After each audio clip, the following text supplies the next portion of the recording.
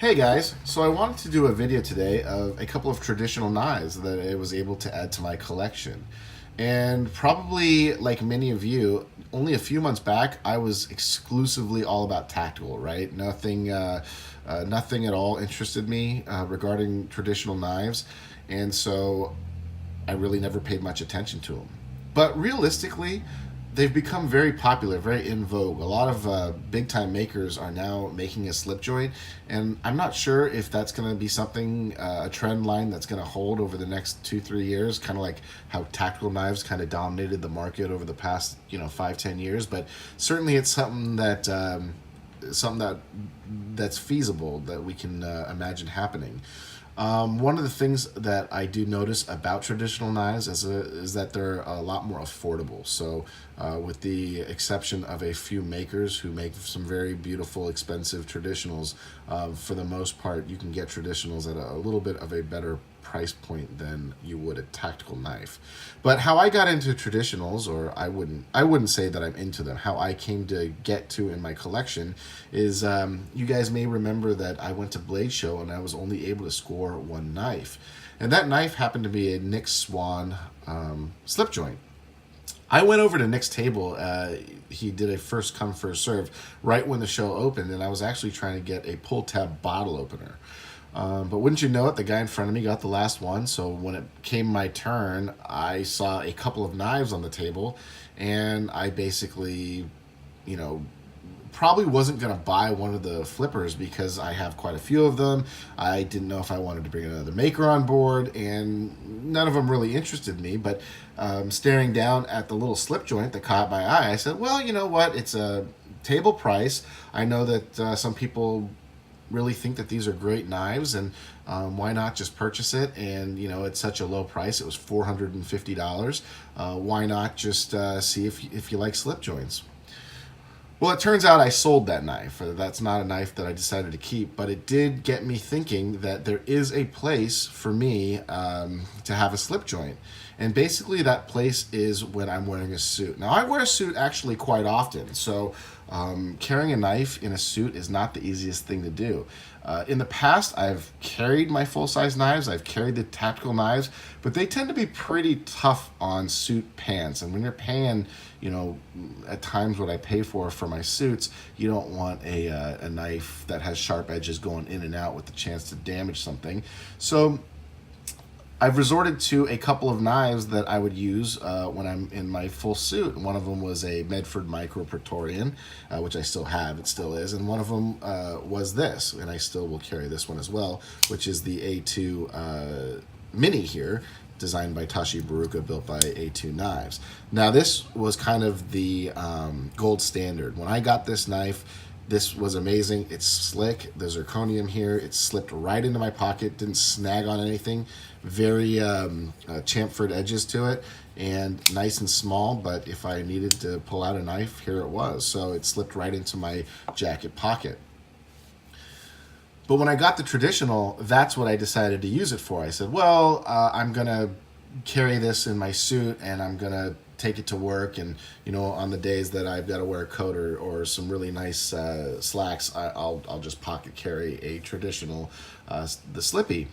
Well, I didn't come to like that Nick Swan Slippy very much. So it was G10, so it was kind of like it had modern materials on it, but every time I looked at it, I probably only opened and closed that knife 10 times, and it required two hands to open and close, so it was quite an effort. So it's not like you're going to play with it at home, and quite frankly, if it's in your pocket, you're really only going to bust it out to use it. It's not something that you'd actually fidget with, and I do fidget with my knives.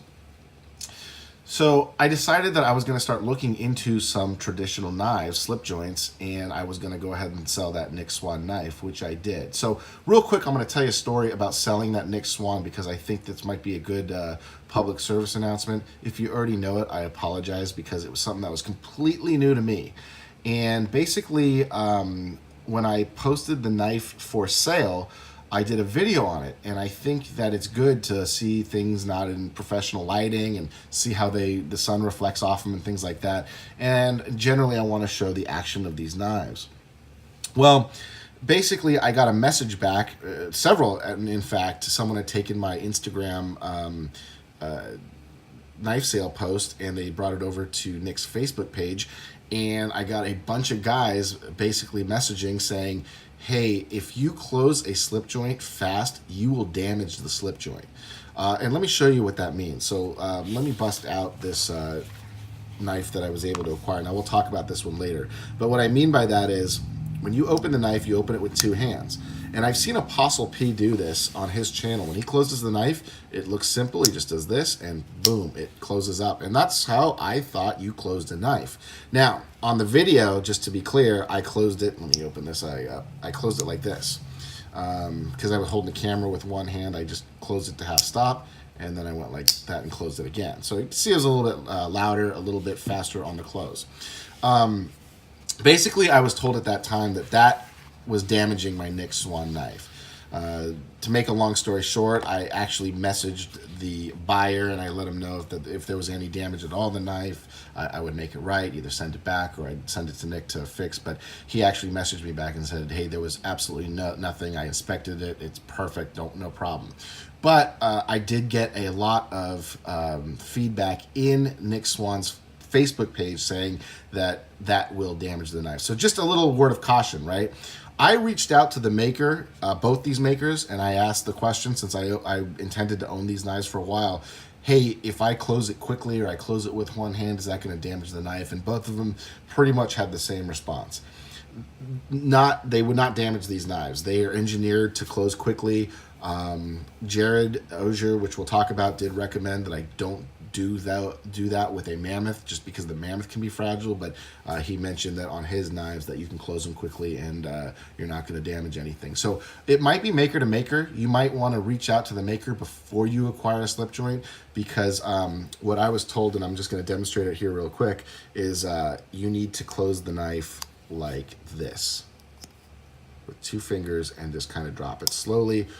Or apparently the knives that have really crazy tolerances, kind of like the Nick Swan, it'll damage the blade. So luckily the blade on mine wasn't damaged, even though I didn't know that. But like I said, I only opened and closed that knife 10-15 times. So if you're opening and closing these knives constantly, and that is an issue, it could pop up. So just like I said, public service announcement: if you're going from tactical to traditional, you may not know that. I didn't know that. That's something that someone had said on the internet, and I just thought I would share it with you. But on to these knives here, because this is what I wanted to show you. I decided I'm going to get a traditional to be in my suit pocket. I want it to be kind of suave and sophisticated. So I wanted a traditional knife, but I wanted it to have a little bit of panache like I normally do. I found a maker. His name is Jared Oeser, and he made this knife here. And he's an American maker out of Utah. And it turns out he is one of the hottest makers on the planet. Not only does he make these kind of very traditional knives, but he's got a line of his own design knives that people are going absolutely crazy for, and they are very difficult to get. And of course, that made it fairly attractive to me, because the feedback was already that this guy knows how to build a great knife. So when I wanted to get a knife, I kind of set my sights on something high end, and I was able, luckily, to acquire this Jared Oeser's Lanny clip. So let me just show this knife off. Whoops. And you see, that's kind of why right there I like tactical knives a lot better than traditionals. Now I'll bust this out in a suit, like I said, and it's absolutely gorgeous. But you can see that the action is not great. Now I was gripping it there without my nail. I hate putting my nail in that and pulling it up. I'd rather not do that if I don't have to. So all these I'm going to open up by just pinching it. But when you do pinch it, you get all that junk on the blade. But I know many of you are going to say, who cares? Use the blade. And you'd be right.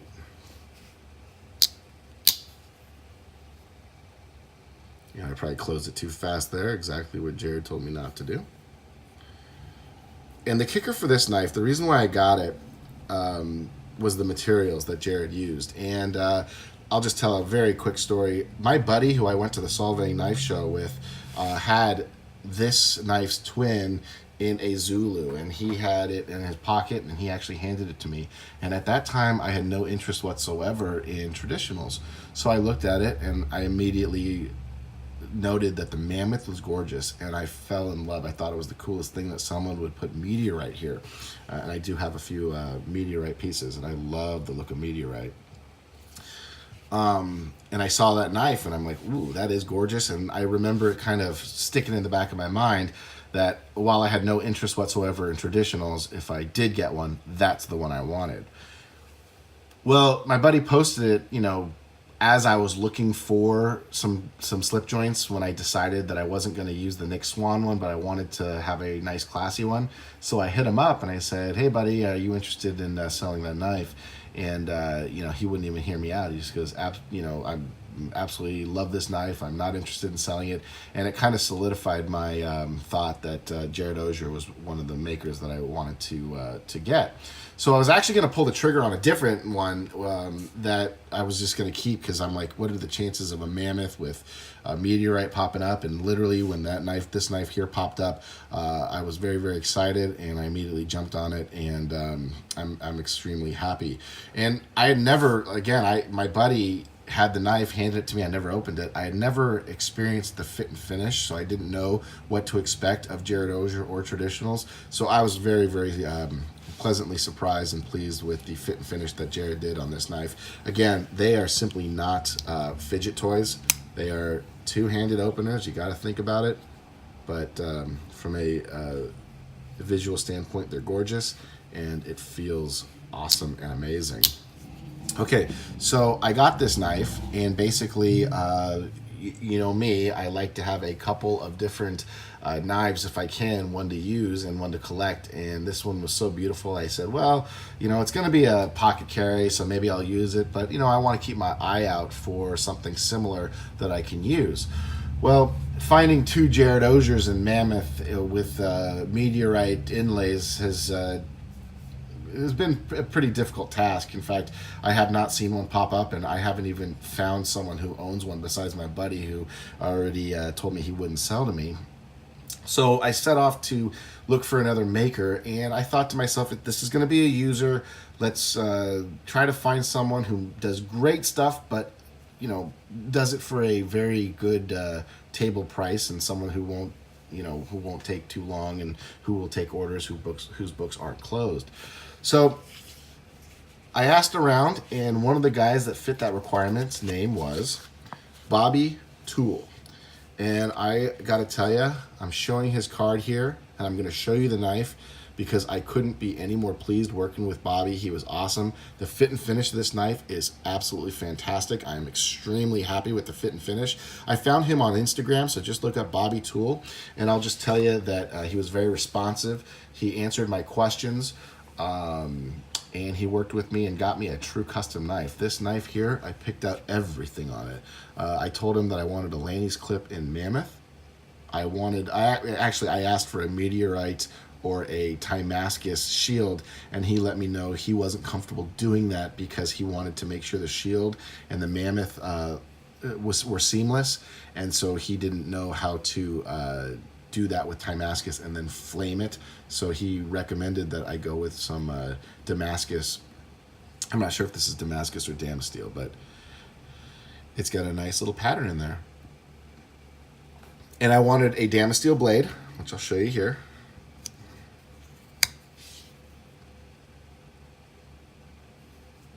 And this knife is a little bit smaller than the Jared Oeser knife. And let me just do a quick comparison to a few knives, just so you guys can get an idea of the size. Here they are against a PM2. So you can see that they're smaller, but they're not necessarily tiny, right? That was one thing that surprised me. They were not the smallest things in the world. In fact, if you take a look, the knife that's going to share pocket time in a more traditional, more tactical sense in my suits is actually quite a bit smaller.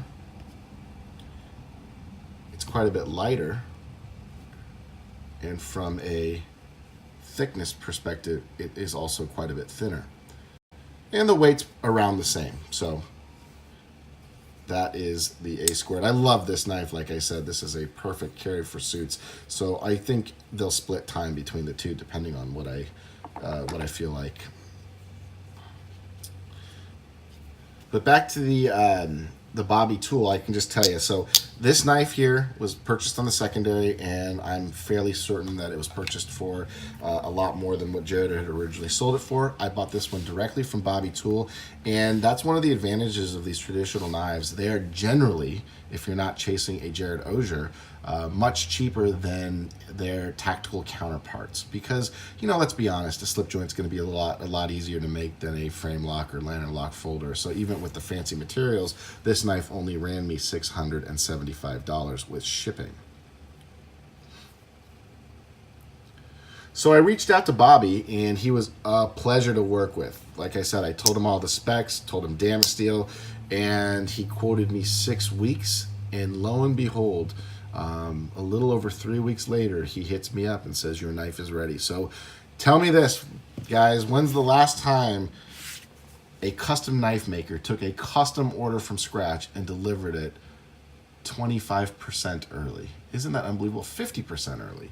Because I was literally expecting this thing not to be made for 2 months, because I was like, you know what? If a tactical knife maker in general that I work with tells me 6 weeks, I'm thinking that's going to be like 6 months. So he hits me up and says, hey, your knife is finished. And I'm like, perfect. Shipped it out. 3 days later, I had it. So again, I'm going to show you this information. He's on Instagram.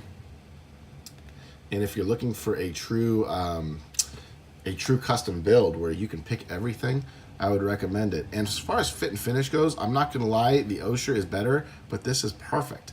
Right? The Oeser is actually not that much better. Just, it's kind of like, you know, a very, very small percentage. This is a fantastic knife. It really is. So I would not have any problem handing this knife, pulling it out of my pocket and handing it to someone who, you know, is really big into tactical knives. Maybe they're carrying like a Brad Southard or a you know, you name it, a Peter Carey. Ask me what I'm carrying, I would pull this guy out and let him play with it. And you know, it's a very nicely built, good fit and finish. It's not you know, the best out there is my guess. Like I said, I only have experience with 2 of these, but I give it an A+, and it's a 10 out of 10 in my book. So I haven't experienced the really expensive stuff. I know that I saw a guy named Tony Bose, Reese Bose. I think their knives are around the $2,000 mark, and then the Jared Oeser, which I think is a little bit of hype, but those knives are around the $1,500, $2,000 mark for his nicer material stuff. But again, those are secondary prices. So this guy, perfect for me. One thing that I added was this guy right here. And that's kind of what I wanted with my next knife. I just thought it would be very cool to have a bottle opener. And of course it comes with this little screwdriver in case you need to pry something or get into something. I mean, you can save your blade here. I've already used this to open a beer that I'm drinking right now, so I can assure you it works, and it works well.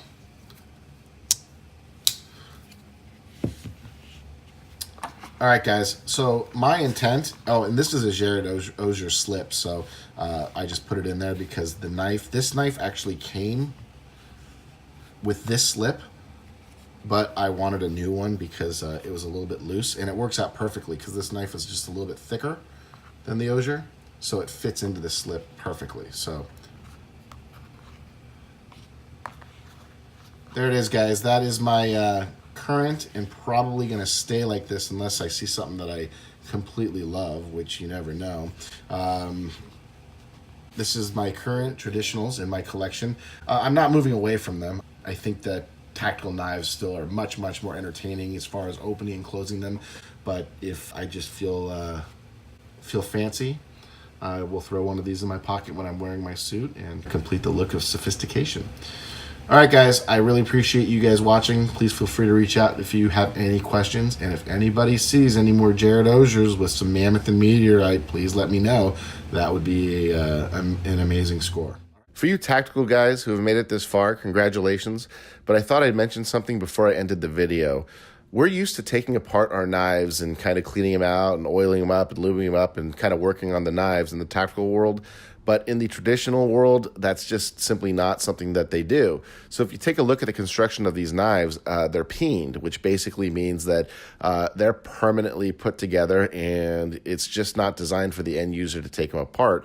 In fact, quite frankly, I don't even know if the makers can take them apart. They're just kind of designed to be put together and kind of last forever. Now, to be clear, Jared Oeser does make some knives, like traditional knives, that he does build with Torx and things like that. But this is a traditional Lannys clip, and you can see that it's just simply not designed to be able to remove the scales or take the knife apart or anything like that. And plus, you know, these knives are under load. Any slip joint out there is going to have a spring that's always attached to the blade, so it's just not something that's easy to do. I've never done it, but in general, you know, a liner lock or a frame lock, once you have the blade at a certain angle, it's not under tension anymore, and it's very easy to disassemble and reassemble the knife. My understanding is slip joints are actually a little bit harder to do. Not that they're more complicated, it's just putting things together under load can be dangerous or can be more difficult at times. So I just thought I'd mention that before I ended the video. Like I said, I really appreciate everybody who's made it this far, and if you have any questions, please feel free to reach out. All right, thanks guys.